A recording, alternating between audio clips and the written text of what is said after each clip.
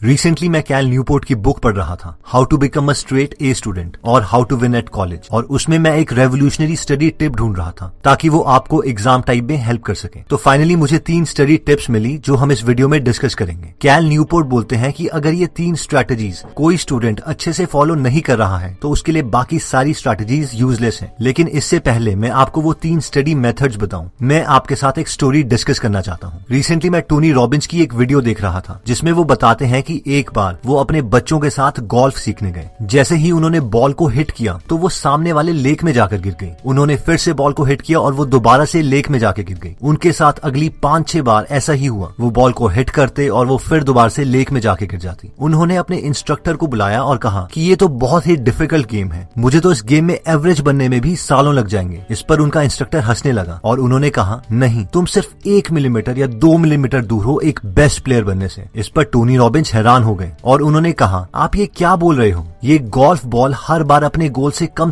50-60 metre दूर जा रही है और आप कह रहे हो कि मैं सिर्फ 1 या 2 मिलीमीटर दूर हूँ। इस पर उनके इंस्ट्रक्टर ने उन्हें समझाया और कहा, देखो, जब तुम एक्चुअल में बॉल को हिट करते हो तो अगर तुम सिर्फ 1 मिलीमीटर दूसरी डायरेक्शन में हिट करोगे तो वो बॉल लेग के बजाय ग्राउंड में हिट करेगी, और अगर तुम बॉल को 1 और मिलीमीटर दूसरी डायरेक्शन में हिट करोगे तो वो बॉल डायरेक्टली होल में जाएगी और तुम अच्छे प्लेयर बन जाओगे। यानी तुम्हारी प्रेजेंट लेवल और तुम्हारी सक्सेस के बीच में सिर्फ 2 मिलीमीटर का फासला है। इससे टोनी रॉबिन्स बहुत इंप्रेस हो गए और उन्होंने सोचा कि ये कितना अच्छा बिलीफ सिस्टम है, और अगर लोग इस तरीके से सोचें तो बहुत सारे लोग जो अपने गोल में क्विट कर देते हैं वो उससे बच सकते हैं। और ये रियल लाइफ के बाकी केसेस में भी ट्रू है। एक बार टोनी रॉबिन्स अपने फ्रेंड के पास गए हुए थे जो कि एक प्लास्टिक सर्जन थे। वो प्लास्टिक सर्जन अपने काम में इतने अच्छे थे कि लोग उन्हें $1 मिलियन तक पे करते थे अपने फेस की सर्जरी करवाने के लिए, क्योंकि वो किसी भी बदसूरत इंसान को प्लास्टिक सर्जरी से बहुत ही अट्रैक्टिव बना सकते थे। जब टोनी रॉबिन्स अपने फ्रेंड के ऑफिस गए हुए थे तो उनके फ्रेंड अंदर ऑपरेशन थिएटर में सर्जरी कर रहे थे, और इसीलिए टोनी रॉबिन्स रिसेप्शन एरिया में उनके लिए वेट करते हुए वहां पर पड़ी बुक पढ़ने लग गए। वो बुक उस सर्जन ने लिखी थी ताकि वो बाकी सर्जन्स को अपने प्लास्टिक सर्जरी के मेथड्स के बारे में बता सके। उस बुक में टोनी रॉबिन्स ने एक बहुत ही इंटरेस्टिंग फैक्ट पढ़ा कि जो दुनिया की मोस्ट अट्रैक्टिव लेडीज हैं उनके अपर लिप और नोज के बीच का डिफरेंस उनकी आई की मेजरमेंट के बराबर होता है। अगर किसी विमेन के फेस में ये डिफरेंस 1 मिलीमीटर तक का है तो उसका एक एवरेज फेस होगा, और अगर ये डिफरेंस 2 मिलीमीटर या उससे ज्यादा है तो वो लेडी दुनिया की नजरों में बहुत ही अनअट्रैक्टिव होगी। यानी एक बहुत ही अट्रैक्टिव लेडी और बहुत अनअट्रैक्टिव लेडी के बीच में सिर्फ 2 मिलीमीटर का डिफरेंस है, और ये प्लास्टिक सर्जन सिर्फ यही 1-2 मिलीमीटर के चेंजेस फेस में करता था और किसी को भी बहुत अट्रैक्टिव बना देता था, और इसीलिए वो अपने प्रोफेशन में बेस्ट था। अब सवाल ये आता है कि हमने ये स्टोरीज डिस्कस क्यों की? इन स्टोरीज को डिस्कस करने का पॉइंट ये है कि मोस्ट प्रोबेबली हमने स्टडीज की यूट्यूब में इतनी वीडियोस देखी हैं सिर्फ इस उम्मीद में कि हमें कोई एक रेवोल्यूशनरी मेथड मिल जाए जिससे हम हमेशा मोटिवेटेड रहें या हर चीज आसानी से समझ जाएं, या इवन इस एक्सपेक्टेशन में कि सारा सिलेबस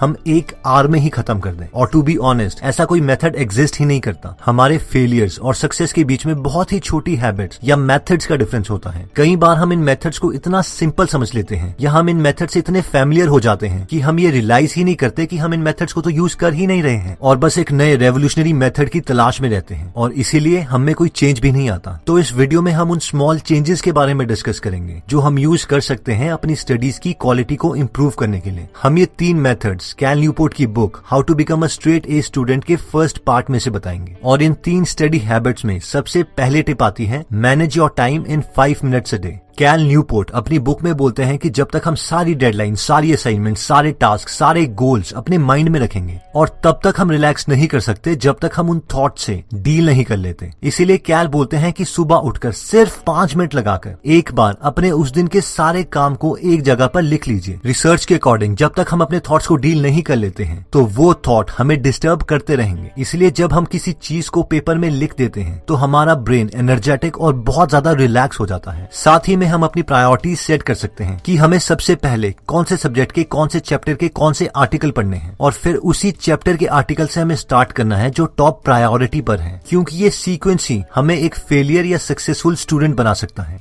सेकंड टिप कहती है कि डिक्लेयर वॉर ऑन प्रोक्रास्टिनेशन, यानी बस डिसाइड कर लो कि मैं अब चीजों को टालूंगा नहीं और उन्हें कंप्लीट करूंगा ही करूंगा। अब हमने ये बोल तो दिया, लेकिन हम इसे करेंगे कैसे? इसके लिए हमारे पास 4 मेथड्स आते हैं। पहला मेथड कहता है keep a work progress journal. याद करो वो लास्ट टाइम जब आपने किसी इंपॉर्टेंट चीज को टाला था। शायद कुछ ऐसा एक्सक्यूज दिया होगा आपके ब्रेन ने आपको, यार इस काम को करने के लिए तो अभी मेरे पास सारी चीजें ही नहीं है, लेकिन मैं इस काम को कल कर सकता हूँ क्योंकि कल तो मेरे पास इस काम को कंप्लीट करने के लिए सारा सामान होगा। या फिर हमने खुद से कुछ ऐसा बहाना मारा होगा, यार अभी लेट भी हो गया है और मैं थक भी गया हूँ, अगर अभी इस काम को करता हूँ तो कुछ समझ में भी नहीं आएगा और टाइम ही वेस्ट होगा। इससे बेटर है कि मैं इसे कल सुबह स्टार्ट करूँ क्योंकि उस वक्त मैं एकदम फ्रेश भी हूँगा। मगर मेन बात यह है कि हम खुद से कभी ये एडमिट नहीं करते कि उस काम को हम टाल रहे हैं क्योंकि वो बोरिंग है और हम एकदम सुस्त हैं। कैल के अकॉर्डिंग इस चीज को ओवरकम करने का एक बहुत इफेक्टिव तरीका है और वो ये है कि हम सोने से पहले हर रात एक नोटबुक या ऐप में उन सब चीजों को प्रायोरिटी वाइज लिखें जो हम नेक्स्ट डे करना चाहते हैं। इसमें हमें सिर्फ 1 मिनट लगेगा और थोड़े दिनों के बाद ये एक हैबिट में भी कन्वर्ट हो जाएगा और ऐसा करने से हम अपनी प्रोग्रेस भी नोट कर सकते हैं। प्लस रिसर्च के अकॉर्डिंग सिर्फ किसी चीज को लिखने से हमारे उस टास्क को कंप्लीट करने के चांसेस कहीं ज्यादा बढ़ जाते हैं। नेक्स्ट स्ट्रेटेजी कहती है फीड द मशीन। आपने भी नोटिस किया होगा कि जब भी हमारे पास लो एनर्जी होती है तो हम उस वक्त हमेशा चीजों को टालते ही हैं, प्रोक्रास्टिनेट करते हैं। इमेजिन कीजिए कि आप बहुत थके हुए हैं, बहुत भूखे हैं, क्या उस वक्त आप फोकस होके कोई सब्जेक्ट पढ़ सकते हैं? इसका सिंपल आंसर है कभी नहीं। और अगर आप जबरदस्ती वो सब्जेक्ट पढ़ते भी हैं तो भी आपको कुछ याद नहीं रहेगा। और कैल न्यूपोर्ट भी यही कहते हैं कि हमें खुद को एक मशीन समझना चाहिए और इसे हमेशा अच्छा फ्यूल देते रहना चाहिए। रिसर्च के मुताबिक जब हम लो एनर्जी स्टेट में होते हैं तो हमारी विल पावर ऑलमोस्ट 0 होती है और हम चीजों को जरूर टालते हैं। अपने को हाई एनर्जी स्टेट में रखने के लिए हम 3 चीजें कर सकते हैं। पहला, हमें कोई भी मील स्किप नहीं करना है, चाहे फिर हमारा कितना भी बिजी दिन क्यों ना हो। ऑब्वियसली हमें ओवर ईटिंग भी नहीं करनी है। सेकंड, हमें अपने को हमेशा हाइड्रेटेड रखना है, यानी अपने पास पानी की बोतल रखें और हर थोड़ी देर के बाद, प्रेफरेबली 45 मिनट्स के बाद पानी पीते रहें। थर्ड, खाने को एनर्जी के लिए खाएं, ना कि अपनी सेटिस्फैक्शन के लिए, यानी हमें ऐसी चीजें खानी है जो हमें दिन भर कांस्टेंट एनर्जी दे, जैसे कि पीनट्स, फ्रूट्स, वेजिटेबल्स या कोई भी कॉम्प्लेक्स कार्बोहाइड्रेट्स का सोर्स। अगर हम किसी ऐसी चीज को खाते हैं जिसमें शुगर की क्वांटिटी ज्यादा है तो वो हमें थोड़ी देर के लिए हाई बर्स्ट ऑफ एनर्जी देगी और उसके बाद वो एनर्जी एकदम डिप्लीट हो जाएगी, खत्म हो जाएगी और फिर हमें दोबारा से भूख लगने लगेगी। टालने वाली आदत को खत्म करने के लिए तीसरा तरीका कहता है make an event out of worst task. हमें कई काम इतने ज्यादा बोरिंग लगते हैं कि अगर उन काम का थॉट हमारे दिमाग में भी आ जाए तो भी हमें डर लगने लगता है। किसी के लिए वो डरावना काम मैथमेटिक्स का कोई चैप्टर खत्म करना हो सकता है, किसी के लिए वो ऑर्गेनिक केमिस्ट्री हो सकती है। कैल अपनी बुक में बोलते हैं कि अगर हमें कोई भी काम बहुत ज्यादा बोरिंग लगता है तो इस इशू को भी हैंडल किया जा सकता है और वो है कि उसका एक बड़ा इवेंट बना दे।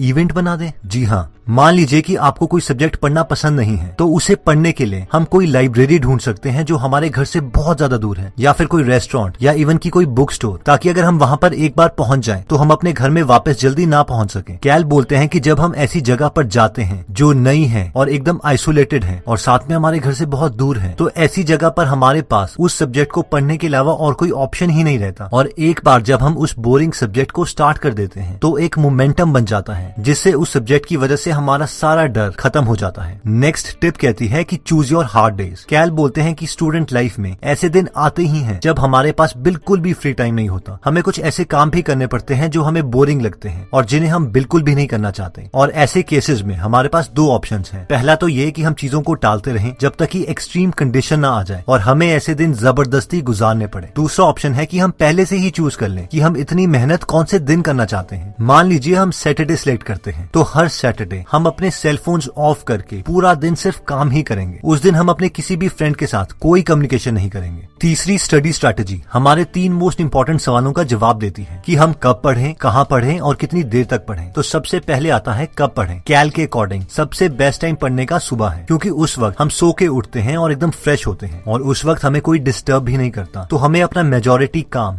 डिनर से पहले ही खत्म कर लेना चाहिए। इवन अगर हमें दिन में क्लासेस के बीच में 1 आवर फ्री मिलता है तो हमें उस वक्त अपना सेल फोन ऑफ करके उस टाइम को भी यूटिलाइज करना चाहिए। कैल के अकॉर्डिंग नाइट टाइम में उतनी अच्छी पढ़ाई नहीं होती, खासकर अगर हम अपने हॉस्टल में रहते हैं, क्योंकि उस वक्त सारे फ्रेंड्स जागे हुए होते हैं और हमसे सोशल होना चाहते हैं। वैसे मेरे पर्सनल एक्सपीरियंस के अकॉर्डिंग बहुत से स्टूडेंट्स नाइट टाइम में भी पढ़ के बहुत अच्छा स्कोर कर लेते हैं। इसलिए आप इस टिप को यूज करने से पहले खुद को भी एनालाइज कर लीजिए कि आपके लिए क्या काम कर रहा है। अगला सवाल आता है कि कि कहाँ पढ़ें। इसमें कैल बोलते हैं कि जितनी अकेली जगह हो उतना बेटर है, और मेरे एक्सपीरियंस के अकॉर्डिंग भी ये एकदम ठीक है। हमें ऐसी जगह जाना चाहिए जहाँ पर हमें कोई डिस्टर्ब ना करे, जहाँ हम अच्छी सेल्फ स्टडी कर सकें। जगह जैसे कि ऐसी लाइब्रेरी जहाँ पे कम से कम स्टूडेंट्स आते हो, या एक बिल्कुल अकेला रूम, या अगर आप हॉस्टल में हैं तो अपने फ्रेंड्स को बोलिए कि रूम में बाहर से ताला लगा दें, और फिर आप काफी टाइम तक आइसोलेशन में पढ़ाई कर सकते हैं। नेक्स्ट सवाल आता है कि कितनी देर तक पढ़ें। इसमें कैल बोलते हैं कि हमें हर एक आवर के बाद ब्रेक ले लेनी चाहिए, और इनफैक्ट ये सवाल उन्होंने काफी टॉपर से भी पूछा था और सबने यही जवाब दिया कि वो 1 से 1.5 घंटे के बाद हमेशा 15-20 मिनट का ब्रेक ले लेते थे, ताकि उनका माइंड फ्रेश हो जाए। उस वक्त हम वॉक कर सकते हैं, लाइट एक्सरसाइज कर सकते हैं, कुछ भी करिए, बस स्टडी से थोड़ी देर के लिए दूर जाइए। मैं दोबारा रिपीट करता हूँ कि सिर्फ थोड़ी देर के लिए स्टडी से बाहर जाइए, ये नहीं कि फेसबुक में हम दोबारा से टाइम वेस्ट कर रहे हैं। तो दोस्तों, इस वीडियो में हमने देखा कि सक्सेस और फेलियर के बीच में बहुत ज्यादा डिफरेंस नहीं होता, बस 4 या 5 छोटी हैबिट्स हैं जो हमें फेलियर या सक्सेसफुल बनाती हैं। अपनी स्टडी परफॉर्मेंस को हमने इंप्रूव करने के लिए 3 टिप्स देखे, जिसमें सबसे पहले आता है manage your time in 5 minutes a day, यानी सुबह सिर्फ 5 मिनट लगाकर अपने सारे टास्क एक जगह पर लिख लीजिए और उन्हें प्रायोरिटी वाइज सेट कर लीजिए कि सबसे पहले कौन से सब्जेक्ट का कौन सा आर्टिकल पढ़ना है। ये सीक्वेंस बहुत ज्यादा मैटर करता है, इसीलिए हमें टास्क प्रायोरिटी वाइज ही कंप्लीट करने हैं। नेक्स्ट था कि हम डिसाइड करें कि हम अब प्रोक्रास्टिनेट नहीं करेंगे। इसके लिए हमने 4 मेथड्स देखे। पहला था कि कोई भी मील स्किप नहीं करना है। अगर हमारे पास कम एनर्जी है तो हम जल्दी क्विट कर देंगे। सेकंड था कि अगर कोई बहुत ही बोरिंग काम है तो उसे कंप्लीट करने के लिए नई जगह पर दूर चले जाएं, और एक बार आपने वो काम स्टार्ट कर दिया तो उससे रिलेटेड सारे डर वाले इमोशंस खत्म हो जाएंगे। थर्ड था कि चूज योर हार्ड डेज, यानी हमारी स्टूडेंट लाइफ में मुश्किल दिन आने ही आने हैं जब हमारे पास बिल्कुल भी फ्री टाइम नहीं होगा, और इससे पहले कि हमें वो समय जबरदस्ती गुजारना पड़े, हम डिसाइड कर सकते हैं कि हम कौन से दिन बहुत ज्यादा हार्ड वर्क करेंगे, और उस दिन हमें अपने फ्रेंड्स के साथ कोई कम्युनिकेशन नहीं रखनी है। और फोर्थ था कि कीप अ वर्क जर्नल, यानी सिर्फ 1 मिनट लगा के रात को डिसाइड कर लीजिए कि आप अगले दिन क्या करना चाहते हैं, और अपनी प्रोग्रेस हमेशा ट्रैक कीजिए। फाइनली हमने देखा था कि कब पढ़ें, कहाँ पढ़ें और कितनी देर तक पढ़ें। तो इसका आंसर है कि हम डिनर से पहले अपने दिन का मैक्सिमम टास्क खत्म करने की कोशिश करें। सेकंड, यानी सबसे आइसोलेटेड या बिल्कुल अलग जगह में पढ़ें जहां पर हमें कोई डिस्टर्ब ना करे। और फाइनली था कि हर 1 से 1.5 घंटे के बाद 15 या 20 मिनट